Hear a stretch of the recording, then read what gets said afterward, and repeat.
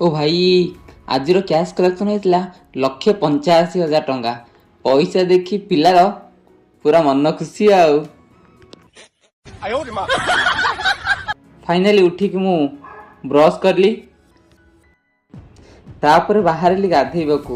ବାଥରୁମକୁ ଯାଇକି ଦେଖେ ତ ପାଣି ପୁରା 180 ଡିଗ୍ରୀ ଗରମ। ଓ ଭାଇ କ'ଣ କରିବି, ପାଣିକୁ ଛାଡ଼ିଦେଲି ଥଣ୍ଡା କରିବାକୁ। ବର୍ତ୍ତମାନ ମୁଁ ଗାଧେଇକି ହେଇଗଲି ରେଡ଼ି। ଫାଇନାଲି ଆସିଗଲା ମୋର ଦେଶୀ ଲଞ୍ଚ, ପଖାଳକୁ ଲେମ୍ବୁ ଆମ୍ବୁଲ ଆଉ ତା ସାଙ୍ଗକୁ କଞ୍ଚା ଲଙ୍କା ରସୁଣ।